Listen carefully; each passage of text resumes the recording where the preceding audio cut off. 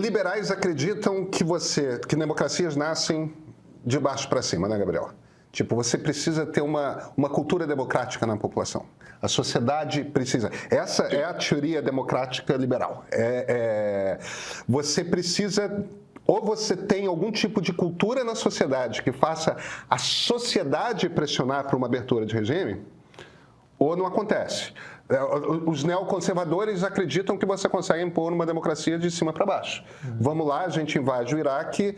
Não deu certo, é porque não tinha soldado o suficiente, é porque não tinha dinheiro suficiente, mas se a gente quisesse, a gente transformava o Iraque numa democracia. O que eu queria jogar aí para você, Gabriel, depois eu queria ouvir o Paulo. Eu acho que o Irã tem essa cultura democrática, tá? Eu acho que existe no Irã semente o suficiente dentro da sociedade civil para haver uma pressão. Eu não estou dizendo o que vai acontecer, eu não estou dizendo que seja algum país externo que possa impor isso, mas me parece que, do ponto de vista de teoria democrática liberal, as condições na sociedade iraniana para ver um regime que se aproxime de uma democracia, diferentemente de Afeganistão, diferentemente do Iraque, lá existem, não? Ô Pedro, dá para a gente comparar o surgimento da democracia com um pão. Ou seja, assim, você não precisa da massa inteira feita de fermento. O fermento é menos de 1%. E aí você tem a farinha de trigo. Eu estou fazendo essa analogia na hora do almoço aqui para dizer que o que não dá para existir é uma democracia sem democratas. Mas a quantidade dos democratas, ela não precisa ser total na sociedade. Você precisa pelo menos do compromisso de cerca de 1%, viu? Não é muita gente, não. De 1% com os princípios, né, de opinião, multipartidarismo, participação, e isso se espalha para os demais. O problema é quando você não tem nem 1%. Eu diria que em vários lugares do planeta, essa quantidade de democratas radicais, convictos, ela já está numa porção perigosamente abaixo desses 1%. Não estou dizendo daquela pessoa que concorda com democracia, igual você faz aqui no Brasil, não é? Pesquisar quem gosta de democracia. 60%, 70%, 80%, não, eu gosto e tal. Até porque as pessoas vão confundir isso com eleição, né, com voto. E democracia é uma questão de modo de vida. Não há dúvida aqui no Irã, e até a crise recente, né, 22, 23, que surge justamente por causa de uma repressão. Ou seja, o que nós vimos de cena recentemente no Irã? Civil, né? Nós vimos uma movimentação, sobretudo das mulheres, né, indignadas com um processo de repressão por serem quem são, por terem as suas ideias. E se a gente olha fotografias do Irã, né, nos anos 70, 80, está ali. Essas pessoas não morreram, não foram apagadas da história, mas elas estão sob a repressão de um regime autocrático. Então, a sua pergunta ela é mais ou menos fácil de responder na hora que a gente observa o que aconteceu depois que Hitler saiu. Foi possível ou não ter uma democracia na Alemanha? Claro, porque as sementes estavam ali. Depois da ditadura militar brasileira, foi possível ou não ter uma democracia no Brasil? Claro, porque as sementes estavam ali. A democracia, ela, vamos perceber que ela surge ali, né, em Atenas e desaparece muito rápido em 322 a.C., mas o pólen, né, o germen da democracia, ele fica flutuando na atmosfera do planeta até ele encontrar um ambiente em que vai pousar e germinar. No caso específico foi em 1689 na Inglaterra. Então, obviamente que dentro do seio da sociedade iraniana existe o pólen, a essência para a democracia florescer. Mas eu não comungo daqueles que vão imaginar que a democracia vai se impor por força militar, né? A dificuldade do Irã é porque você tem no conjunto das instituições estatais muitas pessoas atuando para que esse germen democrático não floresça. Nós estamos falando aí de um dos piores países do planeta quando nós vamos analisar sob o aspecto da democracia, né?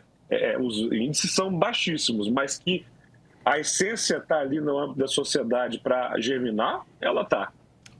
Posso fazer um comentário? O Irã já tem uma experiência democrática no passado, né? Claro que a experiência do Mossadeq durou pouco tempo, né? Mas é diferente de outros países. Quando a gente olha para a Primavera Árabe... E no início do século XX você é um movimento constitucional importante também. Sim, Quer dizer, são duas experiências ali. É verdade.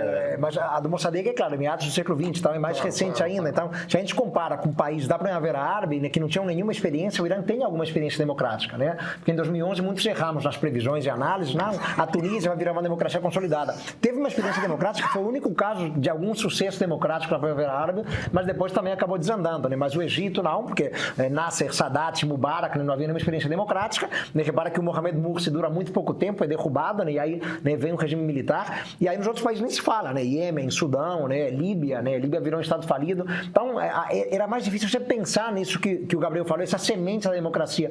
No Irã, em algum lugar, está essa semente pelas experiências que o país já teve.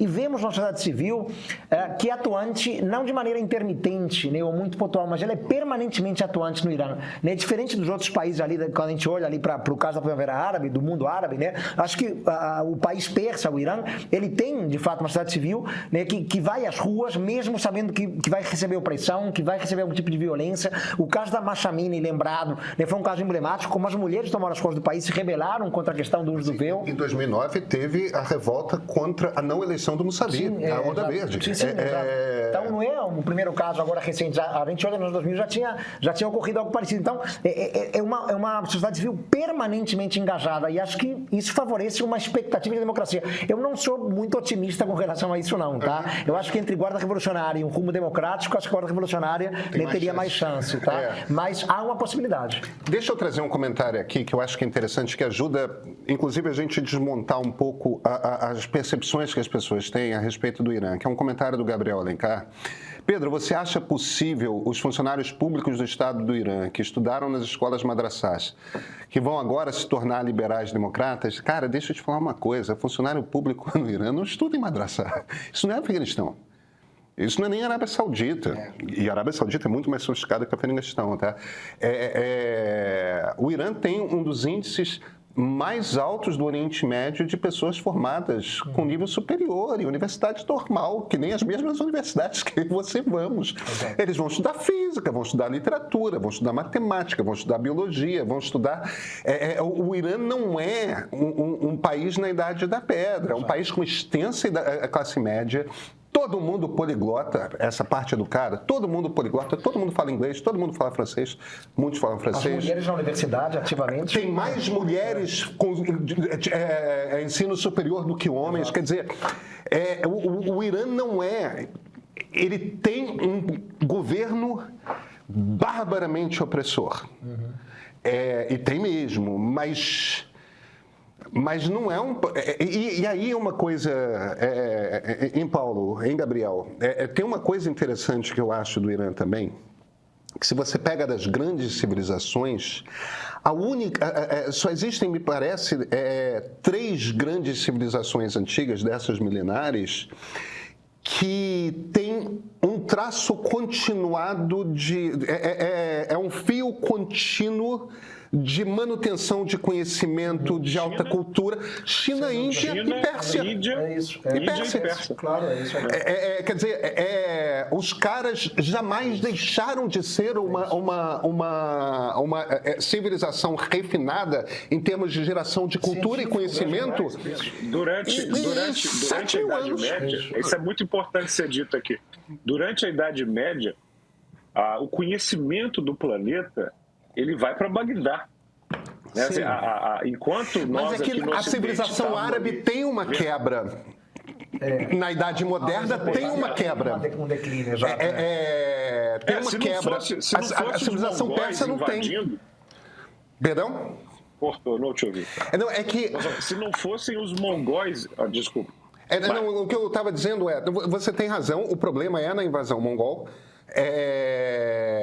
Mas é que a civilização árabe tem uma quebra na Idade Moderna. quando chega ali pós-renascença, tem uma ruptura nessa coisa de produção de conhecimento e de sofisticação cultural. Enquanto que a China jamais tem uma ruptura, tem momentos de pobreza, tem momentos de decadência, mas nunca tem uma ruptura. Você sempre tem gente inteligente gerando cultura, gerando ciência, na China. Você tem sempre gente inteligente gerando cultura, gerando conhecimento, gerando ciência, na Índia. E você sempre tem gente inteligente gerando cultura, gerando conhecimento, gerando ciência. Eu estou falando de cultura, desde poesia, a poesia persa é importante pra cacete, até física, matemática, ciência. Então, eu acho importante a gente...